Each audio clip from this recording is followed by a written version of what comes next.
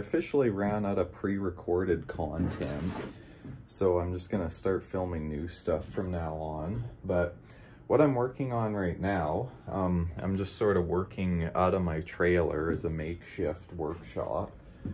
But what I'm doing is I have a job going on that it was a roof repair and some other flashing and stuff. I'll explain it more later.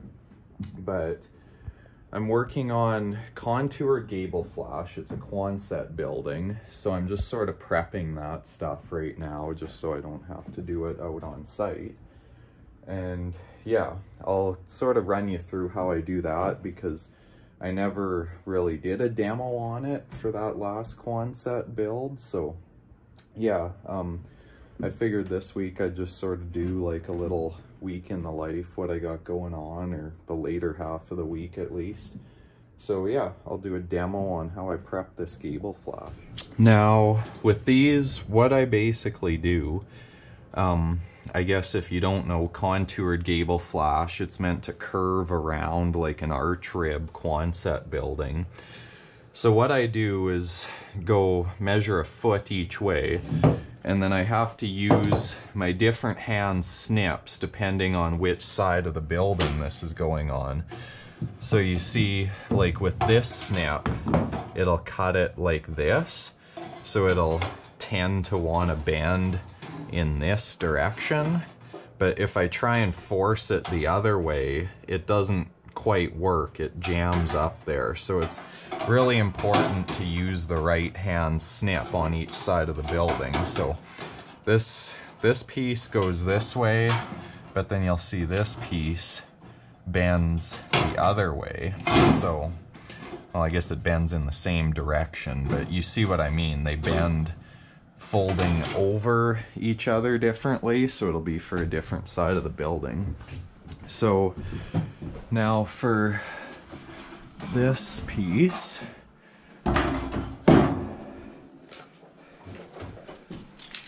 start from this end, and it's fairly simple. It doesn't have to be real precise, but just roughly a foot apart. I find on those 8-foot radius buildings, that seems to make a nice curve. And then I just take them and square the lines.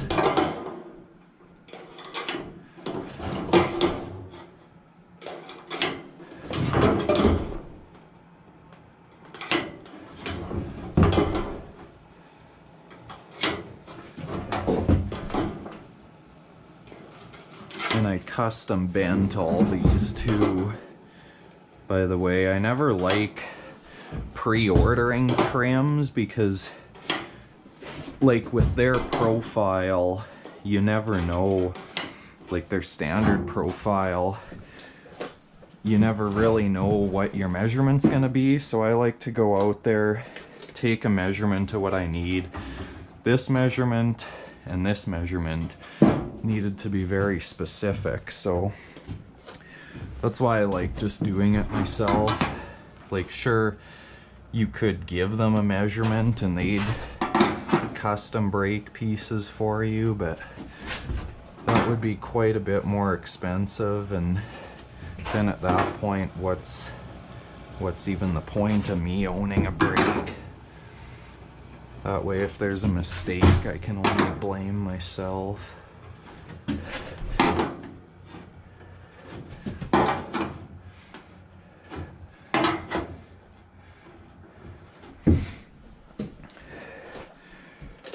Okay, now this will be for the left side of the building, so I'll use my left hand snips.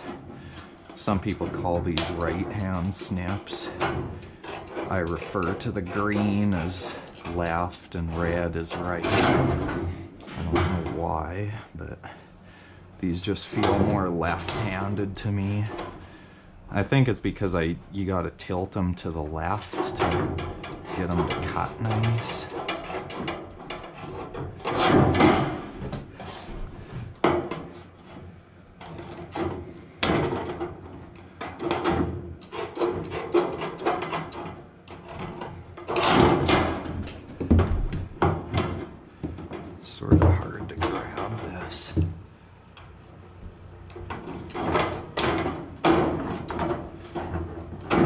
wish they made a pair of the Bessie snips in a left-handed configuration, because they're really nice to cut with. These Midwests are a little bit of a pain.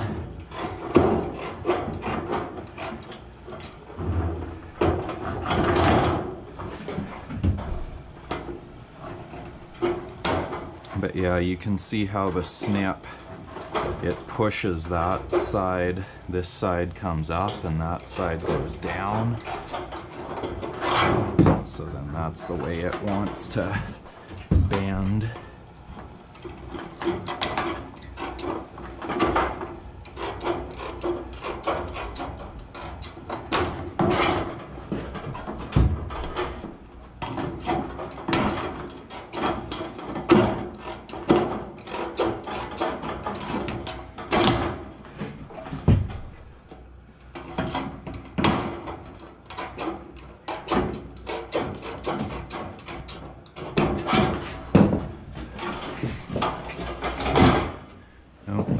It's gonna die on me.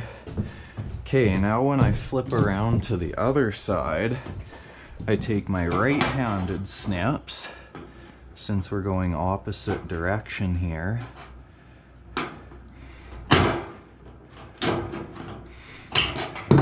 And then you'll see that puts that up on the same side, and then that's the way I want to bend. I'll maybe use the right-handed Midwests just to avoid confusion on what I'm doing. See how these snips are a mirrored image of each other? And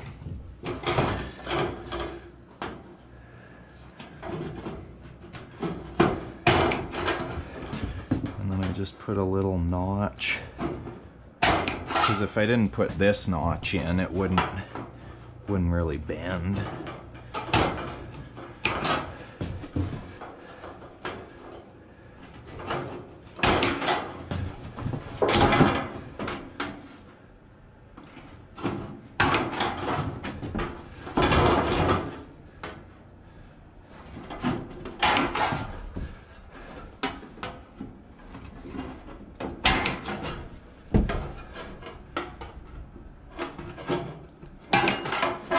There. And now, when I pick this up, it's sort of like just a snake kind of thing. It's really floppy. Gotta be careful with these. But yeah. Maybe move them back from the door a bit just so I don't step on them. But yeah, those are the ones that I need prepped. And then these ones that are just left straight, they'll go along the top of the building after the curve when it straightens out. So yeah, I'll head out there tomorrow and put the rest of these on. So where I'm off to now is a little town called Broadacres, Saskatchewan. Just about 15 minutes or so from Kerrobert, and it's really a ghost town. Nobody lives there. There's a bunch of abandoned buildings and stuff, but it's the RM shop that's out there. That's the building we're working on for the roof repair and whatnot. So I'm almost there, so we'll do a little bit of roof repair and then maybe do a little bit of exploring too. I've never really checked out the town all that much. I've driven through it. Not that there's a whole lot to see, but maybe we can do some walking around. So we'll be out there in a couple minutes. All right, now here we are in Broadacres. There's not a whole lot left here. There's a community hall over there, and then a house and the old RM office, and there's another house down there, but there used to be a lot more here. As you can sort of tell, there's different streets and whatnot, more out behind the shop, but all the buildings seem to be torn down. Anyways, what we're doing here, we got the first start on the flashing here, And then we'll just continue up now that we have more ladders, because the roof's very icy and you can't really walk on it. So yeah, we'll just keep going here whenever Garrett gets here. And yeah. All right, so Garrett showed up.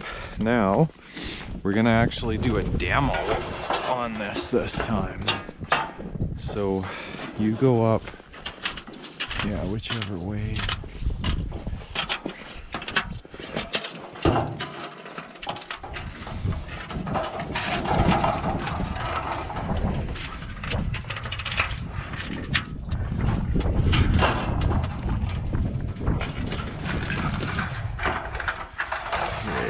Slide it up to about there.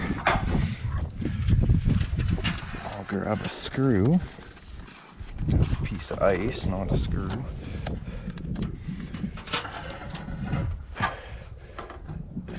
Go up a bit more.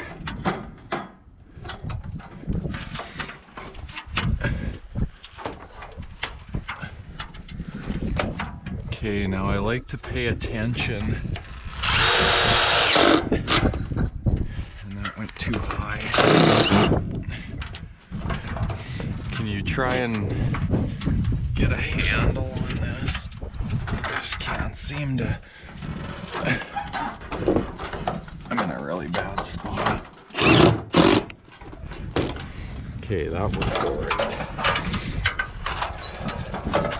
Okay, so you can kind of see if you just leave it loose, it's just all messy, but I like to break it to a specific measurement so I can see exactly where we're going here.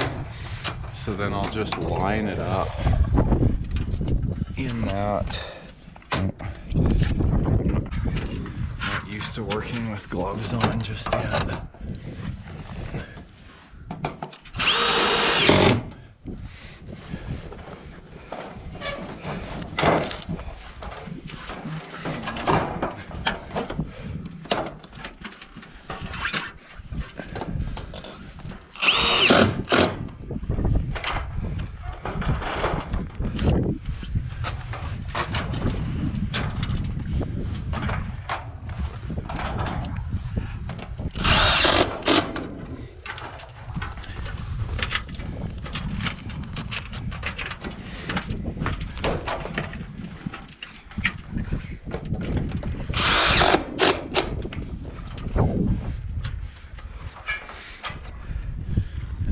Gets a nice uniform curvature.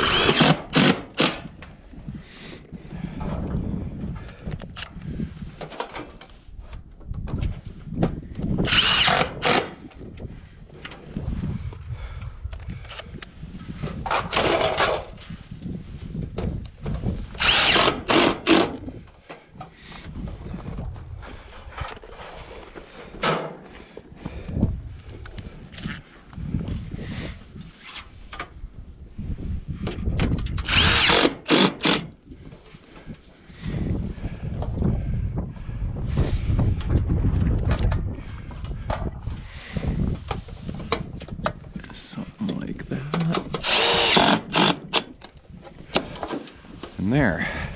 Now I'll just put a few screws in the back side and it should be good to go. Alright, so that's a wrap on this project. I don't know if you'll be able to see the roof repair that we did. It's way up at the top. You can sort of see that new shiny piece of tin. But yeah, anyways, the main part was really the gable flashing, so that just sort of finishes off the building nice. The tin work and this sign were just done this summer.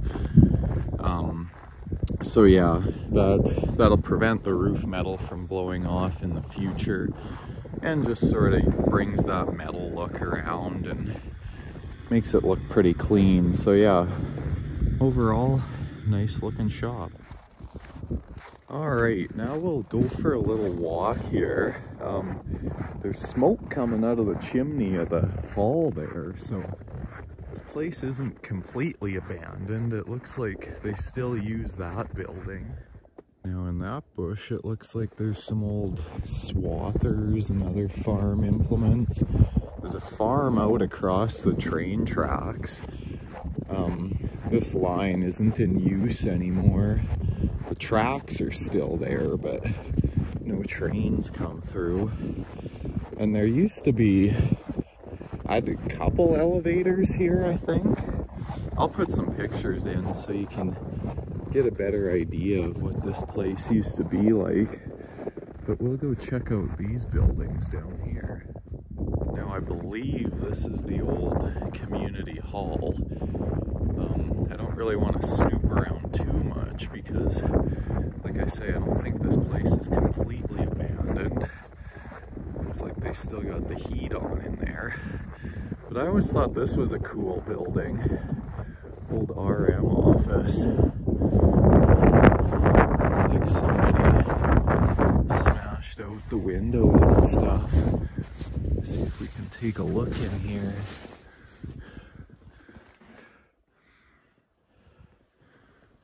Okay. Interesting. Not even that beat up inside.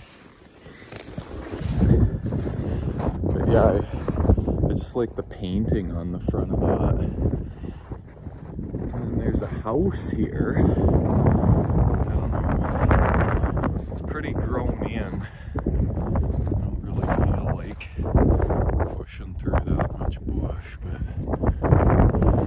maybe I can get a better look on the other side. But yeah, there's one house there, and then I think there's a foundation up here a little ways. Yeah, so it looks like there's a house here that probably burnt down or got tore down or something. Looks like it's just a pit for brush and stuff like that. But it looks like we might be able to get a better look at this house from over here. Old garage in the back, swing set.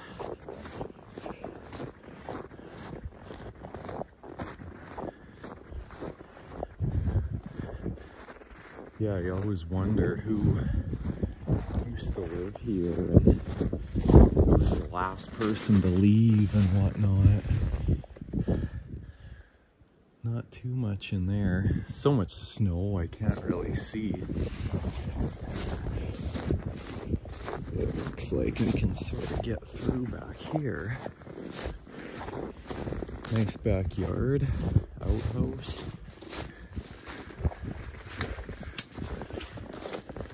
That floor doesn't really look good to walk on, but looks like they just sort of walked out. Old curtains.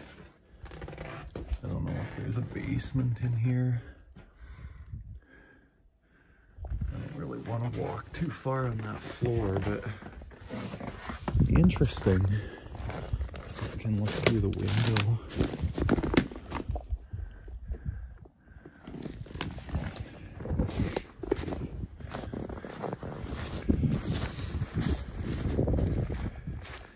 Take a walk through the backyard.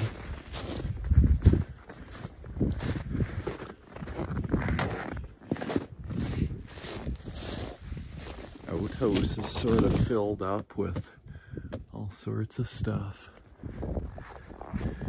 Now back on the other side of the shop here, if I can remember correctly from the road, it looks like there was remnants of an elevator in this bush.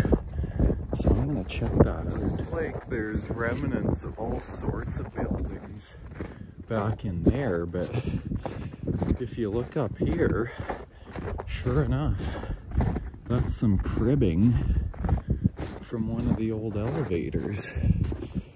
Now I'm not sure why it's over here. I think the elevators were back there, but I don't know for sure. I bet you when they tore them down, they hauled some chunks over here. But look at all the 2x4s in there.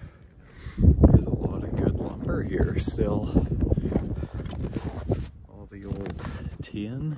I wonder, can you see Broadacres painted on there anywhere?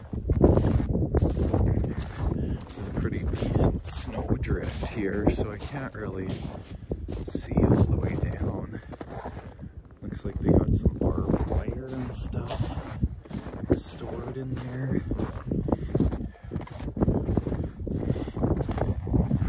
Yeah, they probably tipped it over and that was just one of the sections. You can see how look at the nails they used. Incredibly strong construction.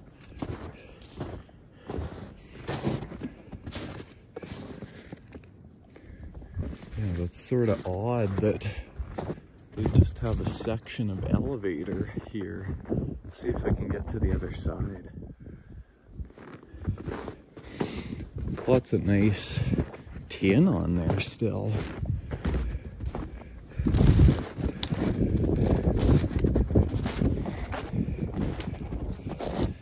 Got some flashing there. So that must have been the piece that went right above the drive-through area. This definitely is painted, so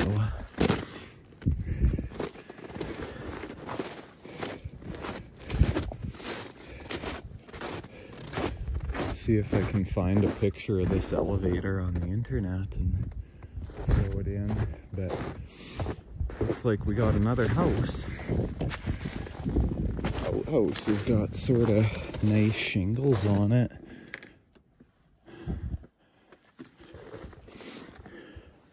So does the house, actually.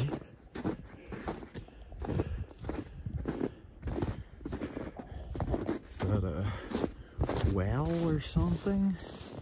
I'm not sure what that is. Small little house. All shingles. Do you see anything?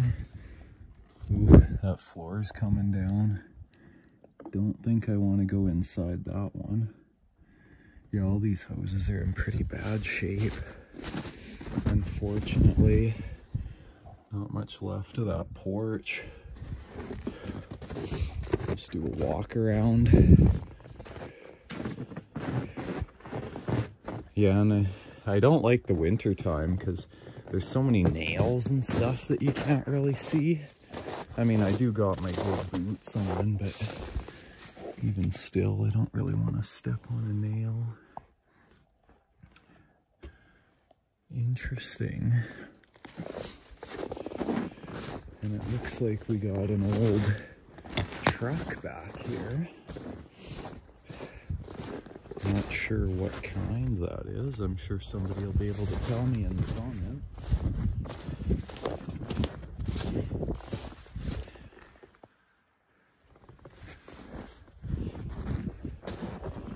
Now, I did see another building off in this distance. Imagine there was probably a nice stained glass window in there at one point.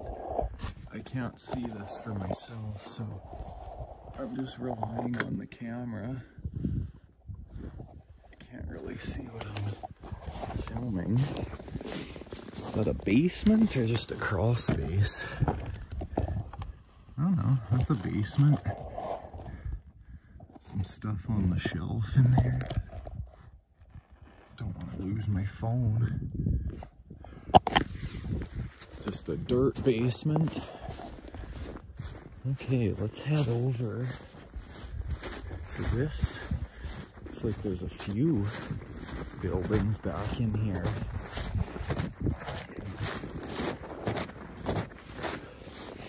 Yeah, I imagine this would have been all houses at one point, but this sort of slowly got torn down. This looks like it's got elevator tin on it, but it doesn't look like part of an elevator. Doesn't really look like much of anything anymore.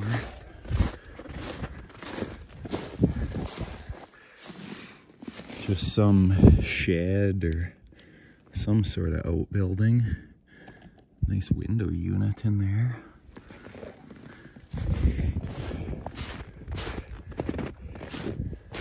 What else? Another outhouse probably.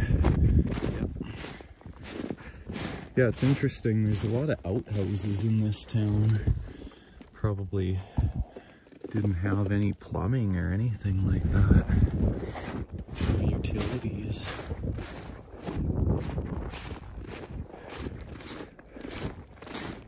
More just piles of what used to be buildings in people's backyards.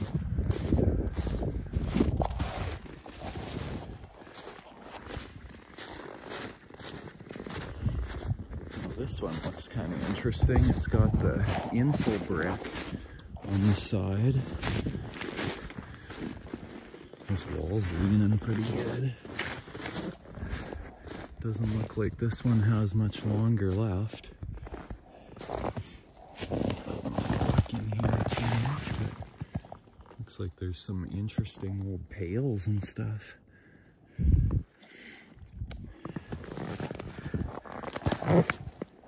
And then back here, almost looks like there's a pit dug. Must have been a basement of a house or something at one time. Now over here looks like remnants of a house. Yeah, I see a foundation there. Just sort of used as a garbage pit. Fall in anywhere. That must have been a cistern or something. And that would have been the rest of the house. Cool.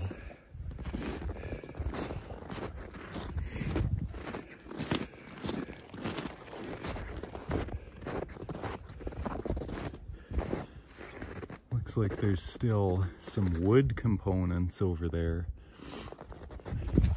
Maybe it's a building that they moved off site or something. And over here we possibly have another foundation. Just sort of a junk pile, I guess. Definitely looks like there used to be something here though. Like I say, I imagine all of this was buildings at one time, houses, stores. It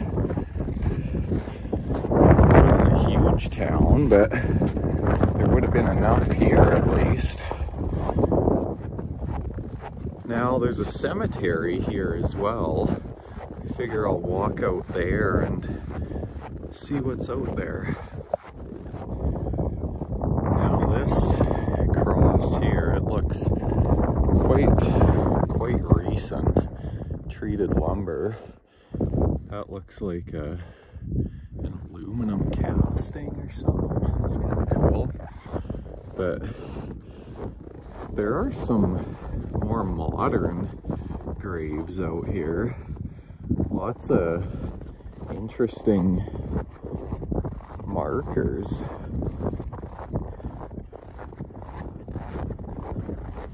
See if we can take a closer look at some of these.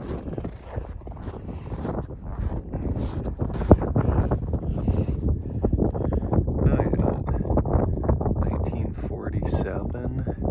Yeah, they're all the same style.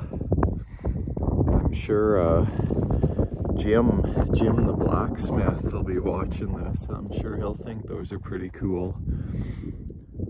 Interesting. Now, back from Broadacres, while I have my trailer out, I'm gonna get the skid steer going, and I want to push this snow pile a little further back. It's sort of in my way. And then I'll clear the snow from back here. And this thing's frozen to the ground, so I'll pop it off. And yeah, just do a little bit of cleanup around here. All right, so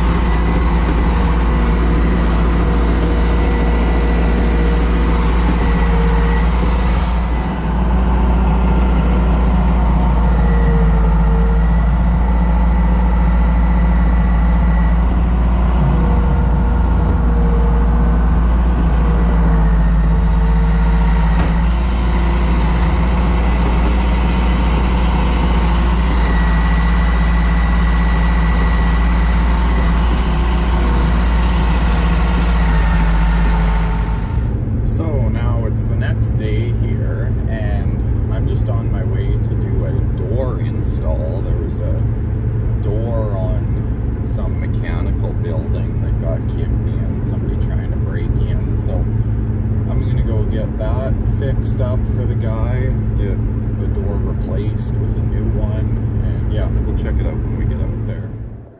So this is what we're dealing with. Of course it has to be more difficult. I figured this was going to be a flanged door, but I didn't realize how much of a pain it would be to disassemble this. They had screws in behind, all sorts of stuff, so I had to take the gable flash off and then take the ridge cap sort of off, and oh man.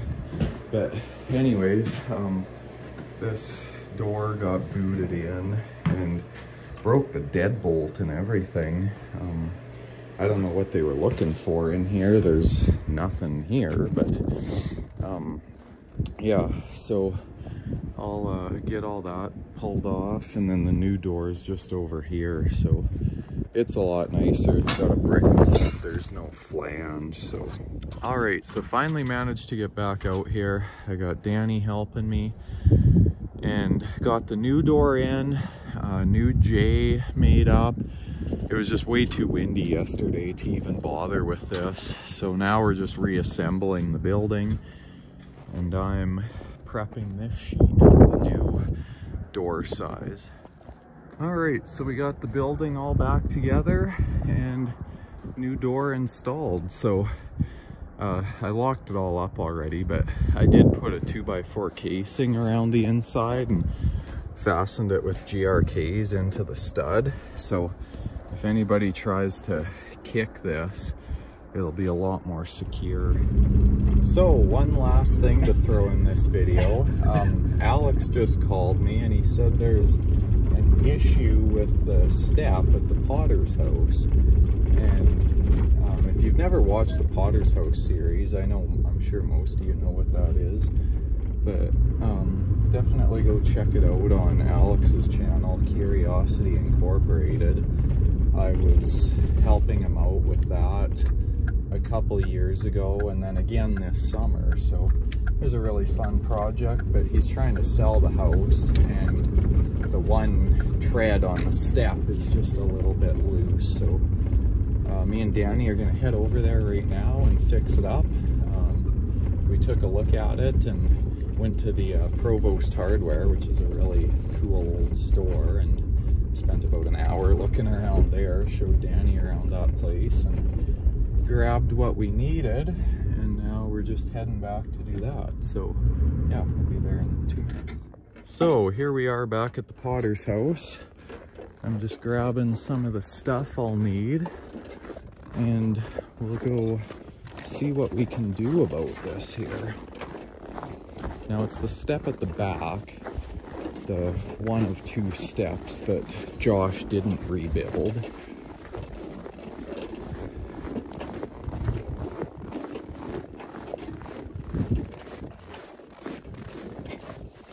So basically the issue is just that these are sitting on cinder blocks and they're not really attached to anything, so it's a little bit wobbly. So we're gonna fasten those to the cinder blocks just as sort of a temporary solution. All right, so what we're doing here is we're just gonna fasten these so they're not wobbly.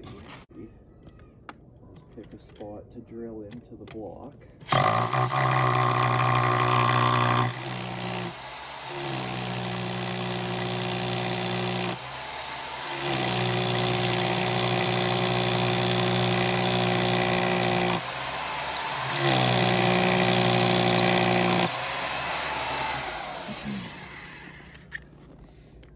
Then I'll do my old 2-nail and a 1/4-inch hole trick.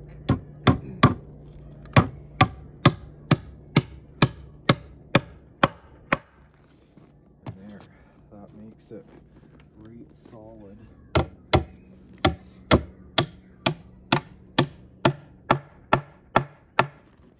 And there, we have a nice solid step.